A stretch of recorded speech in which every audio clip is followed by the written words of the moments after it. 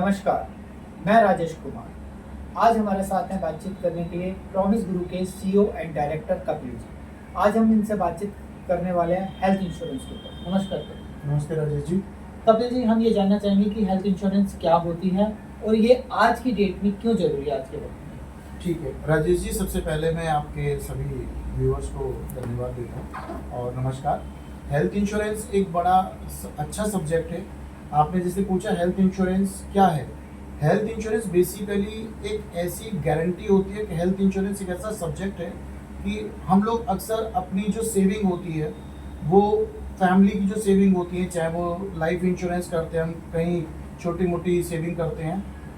एक ऐसा पल आता है हम सबकी लाइफ में, कभी ना कभी आता है कि जब हम बीमार हो जाते हैं। जब कभी हम बीमार हो जाएं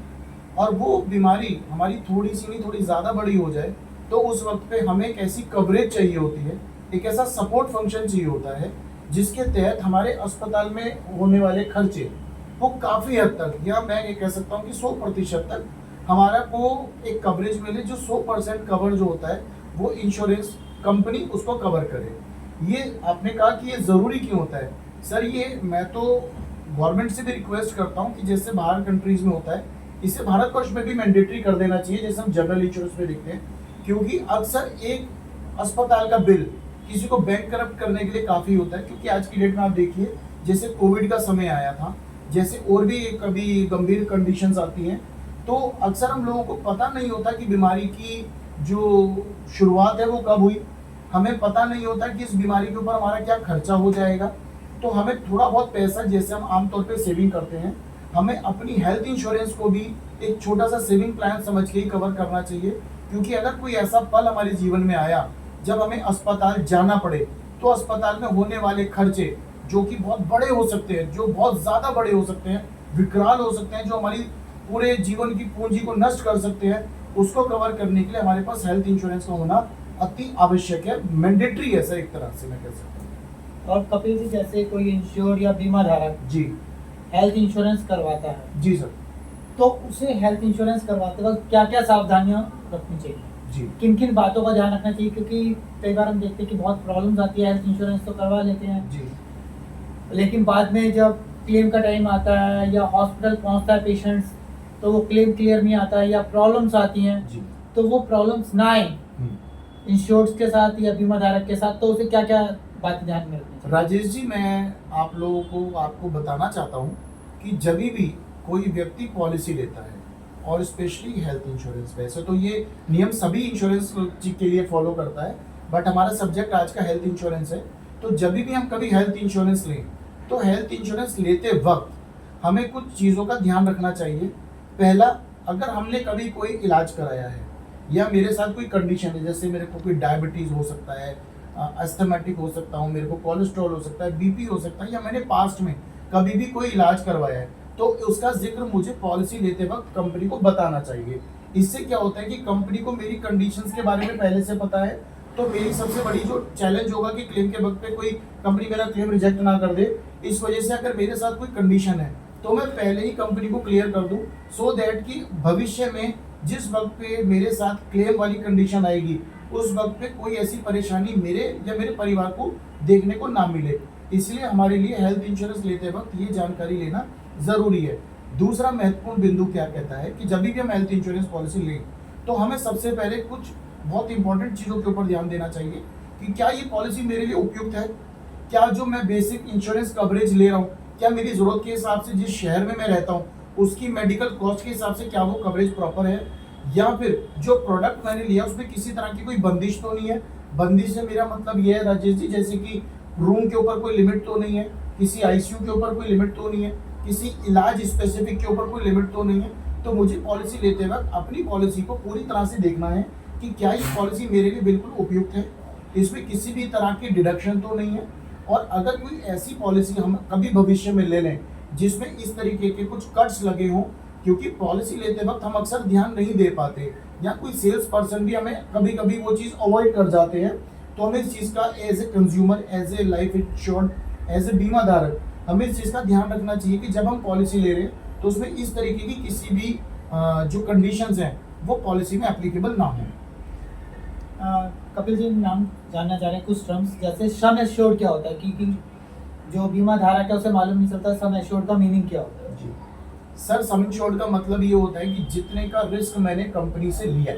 यानी मैंने अपना रिस्क जितना कंपनी को दिया वो सम इंश्योर्ड होता है। यानी कि जरूरत पड़ने पर अस्पताल पर होने वाला जो खर्चा मेरा होगा, जो कवरेज मेरी है, उसको हम दूसरे शब्दों में सम इंश्योर्ड यानी मेरा बीमा कवर कहते हैं सर। और सर एक टॉप अप प्लान क्या होते हैं?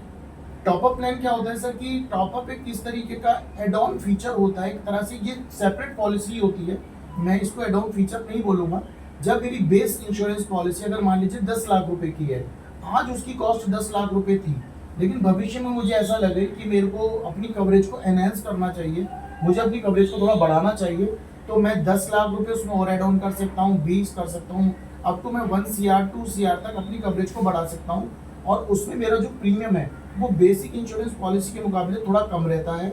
और ये पॉलिसी, टॉप अप पॉलिसी एक अच्छा प्रोडक्ट होता है, इससे मेरी कवरेज बढ़ जाती है। आपके व्यूवर्स को मैं ये बताना चाहता हूँ कि टॉप अप पॉलिसी का एक छोटा सा नियम है, अगर हमें क्लेम के वक्त पे परेशानी थोड़ी अपनी कम करनी है, अक्सर परेशानी होती नहीं है, लेकिन अगर मेरी सलाह है, मेरी एक सुझाव है कि अगर टॉप अप पॉलिसी मैं उसी कंपनी से ले लूँ जिसमें मेरा बेस इंश्योरेंस कवरेज चल रहा है, तो मेरे लिए क्लेम के वक्त पे दिक्कत परेशानी थोड़ी कम हो सकती है, क्योंकि एक ही कंपनी होती है, उसको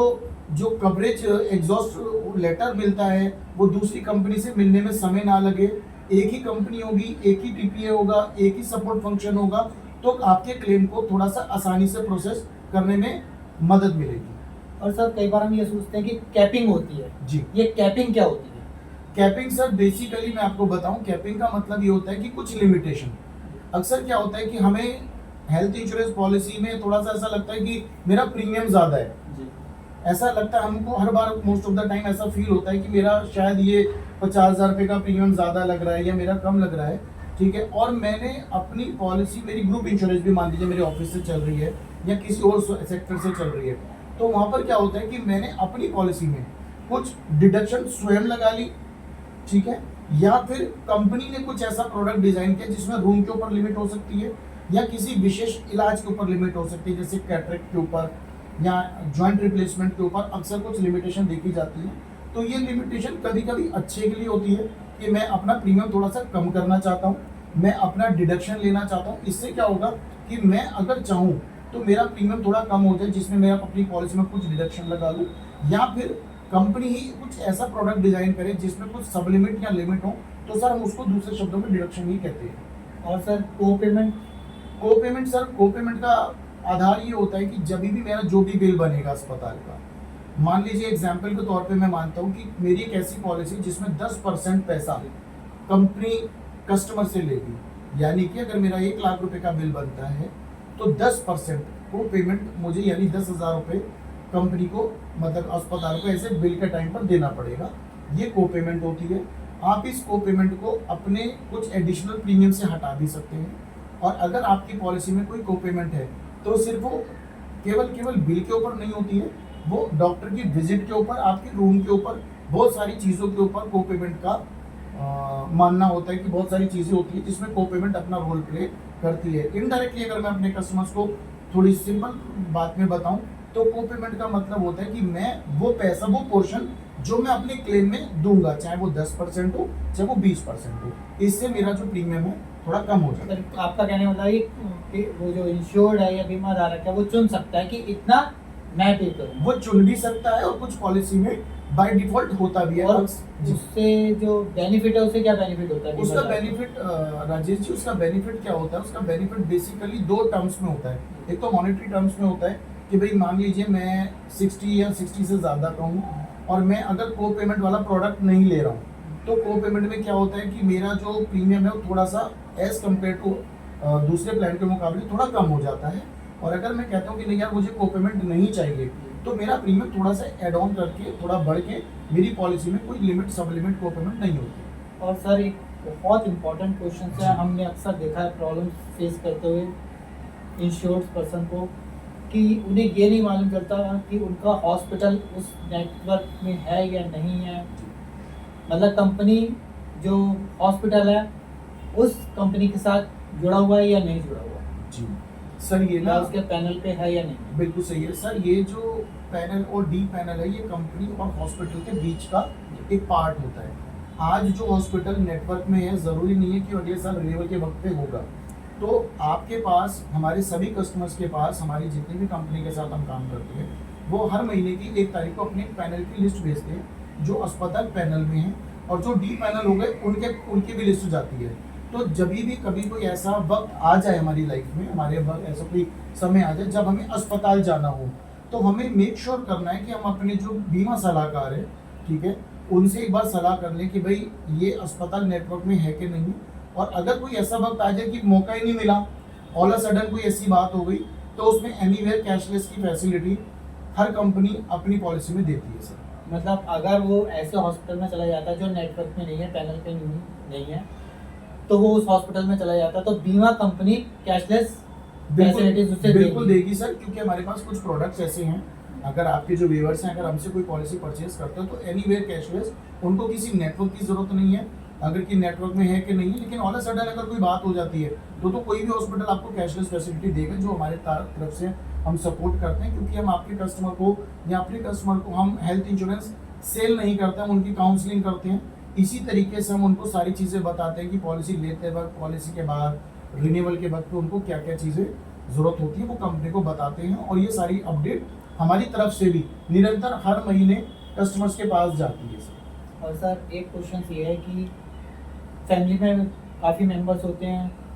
समटाइम्स उनके फादर मदर भी होते हैं, बच्चे भी होते हैं, वाइफ भी होती है जी तो ऐसे केस में उन सबका एक ही इंश्योरेंस में कवर्ड हो सकते हैं या अलग अलग इंश्योरेंस होता है उनका? सर देखिए, जो आप टर्म बता रहे हैं वो एक फैमिली फ्लोटर पैकेज होता है, ये सभी कंपनी देती हैं। कोई अपना पेरेंट्स को भी उस पॉलिसी में कवर कर लेते हैं, कुछ अच्छी कंपनी और कुछ और भी कंपनी ऐसी हैं मार्केट में जो लगभग 9, 10, 12 लोगों को, 15 लोगों तक को भी पॉलिसी में कवर कर लेते हैं। बट मेरा ऐसा अपना अनुभव कहता है कि हस्बैंड वाइफ, 2 बच्चे, 3 बच्चे या मैक्सिमम 4 बच्चे एक पॉलिसी में हो, अगर आपको अपने पेरेंट्स को ऐड करना है तो अपने पेरेंट्स को एक अलग पॉलिसी में ऐड कीजिए एज कम्पेयर टू आप फैमिली फ्लोटर पॉलिसी में लाने से, क्योंकि उसमें लगभग आपका प्रीमियम आसपास ही जाता है, लेकिन आपकी जो रिस्क होता है वो 2 जगह चला जाता है, आपका सम इंश्योर्ड बढ़ जाता है, क्योंकि आप एक पॉलिसी में ही सम इंश्योर्ड लेते हैं। और अगर पेरेंट्स की पॉलिसी आप अलग कर लेते हैं तो उसमें पेरेंट्स का कवरेज अलग हो जाता है और फैमिली का कवरेज अलग हो जाता है। और सर एक बहुत इंपॉर्टेंट क्वेश्चन जी अभी भी दिमाग में आया जी जी और अक्सर महसूस करा कि कोई इंश्योर्ड या बीमा धारक हॉस्पिटल जाने से पहले अगर उसे लगता है कि उसके हेल्थ इश्यूज आने वाला है या हेल्थ प्रॉब्लम क्रिएट हो रही है, तो उसे सबसे पहले क्या करना चाहिए? हॉस्पिटल तो वो पहुंच जाता है, तो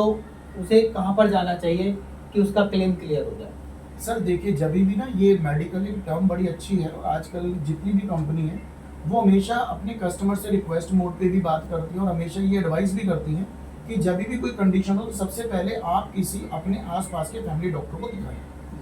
उनसे एक प्रॉपर ट्रीटमेंट कराएं। अभी एक स्टार हेल्थ का बड़ा अच्छा इनिशिएटिव है कि अगर आपको कभी ऐसा लगता है कि कोई इन्फेक्शन है, कोई फ्लू है या कोई बुखार है या कोई किसी भी तरह की कंडीशन है, तो होम हेल्थ केयर आजकल मोस्टली कंपनी सभी कवर कर रही है, लेकिन स्टार हेल्थ के एक अच्छी इनिशिएटिव है जिसमें अपने कस्टमर को वो एक टोल फ्री नंबर प्रोवाइड करते हैं, डॉक्टर घर पे आके उनको कंसल्ट करते हैं, उनको ट्रीट करते हैं और 4 से 5 दिन का उनको इलाज करते हैं घर पे। अगर उसके बाद कोई कंडीशन होती है तो किसी भी नेटवर्क हॉस्पिटल में जाते हैं तो नो क्वेश्चन आस्क, कोई भी क्वेश्चन, कोई भी सवाल किसी से नहीं पूछा जाएगा और वो उस व्यक्ति को कैशलेस सुविधा उस अस्पताल में मिलेगी। लेकिन यदि कोई अलग ऐसी पॉलिसी जो नॉर्मल ट्रेडिशनल पॉलिसी चल रही है, उसमें एडवाइस ये कहता है सर कि अगर हम अपने नेटवर्क हॉस्पिटल से पहले किसी अपने फैमिली डॉक्टर को कंसल्ट करें, क्योंकि कई बार क्या होता है कस्टमर को ऐसा लगता है और ये लगना वाजिब भी है, कभी राजेश जी ऐसा लगता है कस्टमर को कि मैंने मेडिक्लेम करा लिया तो अब तो मेरी गारंटी हो गई कि मुझे इलाज मिलेगा ही मिलेगा, कैशलेस ही मिलेगा, और उनको ये आइडिया नहीं होता कि शायद ये 2-3 दवाई खा के हम घर पे ही ठीक हो सकते थे। तो अक्सर क्या होता है कि कंपनी उस क्लेम को रिजेक्ट कर देती है, तो उसकी रिजेक्शन का एक सबसे बड़ा कारण ये बनता है कि ये ट्रीटमेंट जो है ये एडमिसेबल ही नहीं है अस्पताल में, और कस्टमर की गलती नहीं है, कस्टमर को ये चीज़ पता नहीं होती। तो मैं आपके व्यूअर्स को भी ये कहना चाहता हूँ कि ये जो भी पॉलिसी आप किसी भी कंपनी की ले रहे हैं, ग्रुप इंश्योरेंस है, कॉर्पोरेट पॉलिसी है, रिटेल पॉलिसी है, ब्रोकिंग से लिए, कहीं से भी लिए, उस पॉलिसी में सबसे पहले आपको ये प्रूफ खुद से ही करना है कि जिस ट्रीटमेंट के लिए आप अस्पताल जा रहे हैं वो पहले से आपने डॉक्टर को दिखा लिया है और आपको उसमें अभी रिकवरी उसमें नहीं हो पा रही है, तो आप किसी भी नेटवर्क हॉस्पिटल में जाएंगे तो कंपनी चाहे कोई भी हो, आपके क्लेम रिजेक्ट होने के चांसेस बिल्कुल ना के बराबर हो जाएंगे। कपिल जी, आपने हमें बहुत अच्छी इंफॉर्मेशन दी हेल्थ इंश्योरेंस से जुड़ी हुई, इसके लिए आपका बहुत बहुत धन्यवाद। Thank you Rajesh ji. नमस्कार। नमस्ते।